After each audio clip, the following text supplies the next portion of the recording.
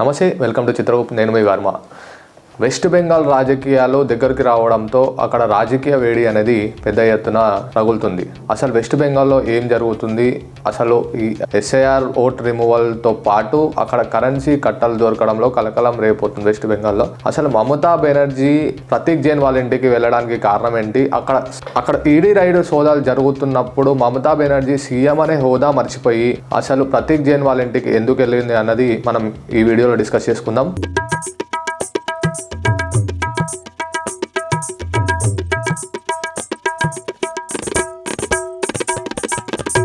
West Bengal ఎలక్షన్స్లో currency కట్టలు కలకలం రేపుతున్నాయి అనుకోవచ్చు.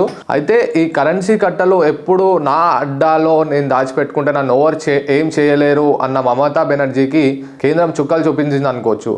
ఎందుకంటే ఎప్పుడు వీరు కరెన్సీ కట్టలు ఎక్కడ దాచిపెడతారంటే కోల్కతాలోని అలీపూర్ మరియు బీబీగంజ్ అనే ప్రదేశాల్లో ధనికులు ఉండే నివాసంలో వీళ్ళు దాచిపెడతారు. సో మమతా బెనర్జీ ఇక్కడ స్ట్రాటజీ మార్చిందని చెప్పి మనం చెప్పుకోవచ్చు. ఎందుకంటే ఈసారి మమతా బెనర్జీ వాళ్ళ మెయిన్ అల్లుడు ఆకాష్ బెనర్జీకి ఈ బాధ్యతలు అప్పగించింది. ఆకాష్ బెనర్జీకి డైమండ్ హార్బర్ అనే కోల్కతా ప్రదేశంలో ఎక్కువ పట్టడంతో వాళ్ళ మెయిన్ అల్లుడు అనే ఆకాష్ బెనర్జీకి ఈ బాధ్యతలు అప్పగించింది.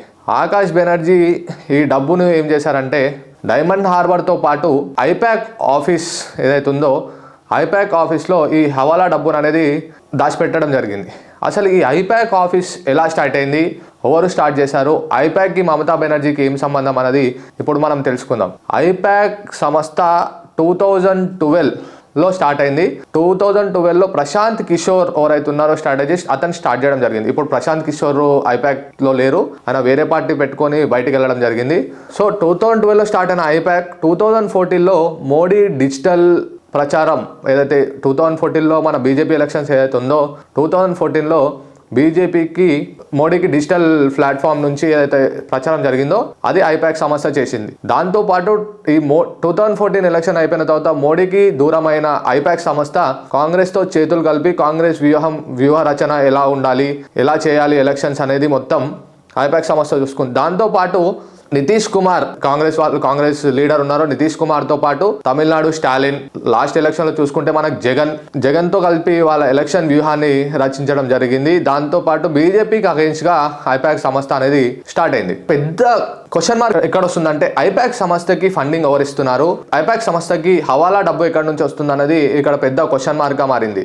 ఐపాక్ సంస్థ మీద సోదాలు ఎందుకు జరిగాయి అంటే ఏదైతే ఈ హవాలా డబ్బు ఏదైతే ఐపాక్ ఆఫీస్లో అభిషేక్ బెనర్జీ ఏదైతే దాచిపెట్టారో దానికి నిఘా సంస్థలు అనేది మమతా బెనర్జీ మీద పెద్ద ఎత్తున కనిపెట్టడంతో ఐపాక్ సంస్థ మీద ఈడీ రైడ్లు జరగడం జరిగింది. ఐపాక్ ఆఫీస్ తో పాటు ప్రతీక్ జైన్ ఏదైతే ఇప్పుడు ఐపాక్ సంస్థ నడుపుతున్నారో ప్రతీక్ జైన్ వాళ్ళ ఇంటి పైన జరగడం జరిగింది. అయితే ఇక్కడ మనం మాట్లాడుకోవాల్సిన విషయం ఏంటంటే మమతా బెనర్జీ వేస్తున్న అడుగుల పైన నిఘా వర్గాలు పెద్ద ఎత్తున కన్ను చూపడం జరుగుతుంది. సో మమతా బెనర్జీ ప్రతీక్ జైన్ వాళ్ళ ఇంటి పైన రైడ్ జరుగుతుంది అన్న విషయం తెలుసుకోగానే ఆమె ఏదైతే డాయన్ అని మాట్లాడతామో మనము ఆ డాయన్ కాన్వేతో పాటు ప్రతీక్ జైన్ ఇంటికి వెళ్ళడం జరిగింది. అక్కడ పోలీస్ వాళ్ళతోటి దురుసుగా ప్రవర్తించి అక్కడున్న ఒక గ్రీన్ ఫైల్ తో పాటు హార్డ్ డిస్క్లు తీసుకోవడం జరిగింది. సో ఈ గ్రీన్ ఫైల్ ఏదైతే హార్డ్ డిస్క్ తీసుకో ఈ ఏదైతే ఈడీ సోదాల్లో ఇవి కీలక ఆధారాలు అనుకుంట మనం చెప్పుకోవచ్చు.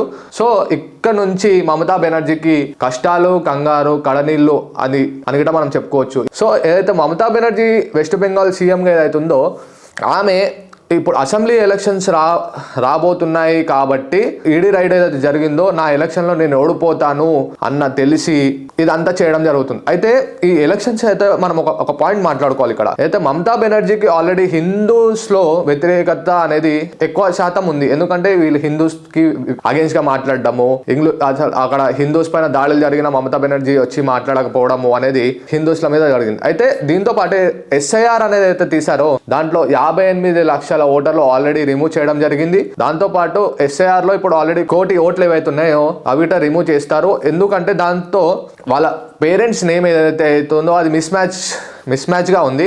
ఆ మిస్ మ్యాచ్ ఎందుకు అవుతుందంటే వాళ్ళు ఆల్రెడీ మైగ్రేట్ అయ్యి వచ్చారు బంగ్లాదేశ్ నుంచి, వాళ్ళకి వాళ్ళ పేరెంట్స్ కి మిస్ మ్యాచ్ అవుతుంది. సో ఈ మిస్ మ్యాచ్ అయిన ఓట్లు ఏవైతే ఉన్నాయో అది మమతా బెనర్జీ నమ్ముకున్న ముస్లిం ఓట్స్ ఏవైతే ఉన్నాయో దానిపైన పెద్ద ప్రభావం జరుగుతుందో. అయితే ఇక్కడ చూసుకున్నట్టయితే మనకి మన వెస్ట్ బెంగాల్లో కావచ్చు, అక్కడ ఉన్న కోల్కతా ఎక్కడ అవుతుందో అక్కడ ఎక్కువ డెవలప్మెంట్ అయితే ఆల్రెడీ లేదు. ఎప్పుడైతే మమతా బెనర్జీ సీఎం అయిందో అక్కడ నుంచి డెవలప్మెంట్ లేదు. అందుకని చెప్పి అక్కడ నుంచి మైగ్రేట్ అయ్యి మన కోల్కతా కావచ్చు, బంగ్లాదేశీలు అందరూ మన హైదరాబాద్కి వచ్చి ఇక్కడ ఫార్మింగ్ కావచ్చు, లేకపోతే కూలి పని చేయడం కానీ, బిల్డింగ్ కన్స్ట్రక్షన్ లో కానీ మనం ఎక్కువ చూసుకుంటే మన హైదరాబాద్ లో మొత్తం బంగ్లాదేశీ ఇల్లీగల్ మైగ్రేట్స్ ఎక్కువైపోయారు ఏదైతే బార్డర్స్ ఉన్నాయో అక్కడ.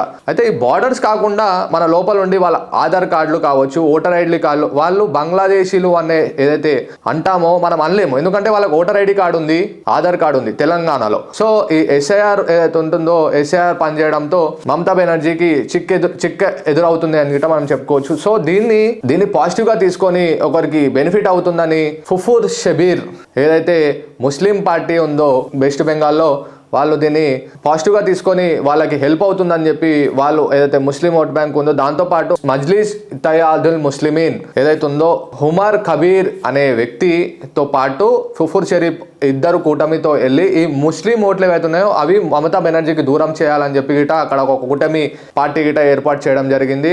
సో ఇప్పుడు మమతా బెనర్జీకి ముస్లిం ఓట్లు గిట దూరం అవుతాయి అని గిట చూడాలి. ఎందుకంటే ఈ కూటమి పార్టీ ఏర్పడడంతో ఆ ముస్లిం ఓట్లు హిందూస్ ఎలా అయినా ఓట్ల నుంచి దూరం అయ్యారు మమతా బెనర్జీకి.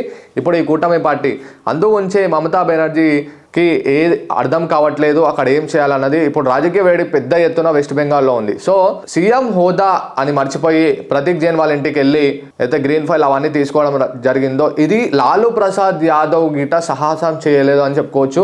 ఇది ఇండియాలోనే ఫస్ట్ టైం ఏదైతే సీఎం హోదాలో ఒక ఈడీ సోదాలు అవుతున్నాయి అని చెప్పి వాళ్ళ ఇంటికి వెళ్ళి దురుసుగా ప్రవర్తించి పోలీసు వాళ్ళతో మళ్ళీ పోలీసు వాళ్ళ మీదే రిటర్న్ కేసు పెట్టడం జరిగింది. ఒక సీఎం హోదాలో మమతా బెనర్జీ ఉందంటే అక్కడ పోలీసు వాళ్ళు వినాల్సిందే. ప్రతీక్ జైన్ కి ఇబ్బంది కలుగుతుందని చెప్పి ఈమె ఈడీ వాళ్ళపైనే పోలీస్ కేసు రిజిస్టర్ చేయడం అనేది హాస్యాస్కరంగా మారింది. సో ఇప్పుడు చూసుకుందాం మనం వెస్ట్ బెంగాల్లో ఆల్రెడీ రాజకీయ వేడి అనేది పెద్ద ఎత్తున ఉంది. ఈ మమతా బెనర్జీ వచ్చే అసెంబ్లీలో ఎలా రాజకీయాన్ని ఎలా ముందుకు తీసుకెళ్తుంది, అసలు మమతా బెనర్జీకి ముస్లిం ఓట్ బ్యాంక్ వర్తిస్తుందా లేదా, లేకపోతే ఏదైతే కూటమి పార్టీ ఉందో ఆ కూటమి పార్టీకి ఓట్లు వేస్తారా అన్నది మనం ముందు చూసుకుందాం. నేను మీ జయవర్మ సైనింగ్ ఆఫ్.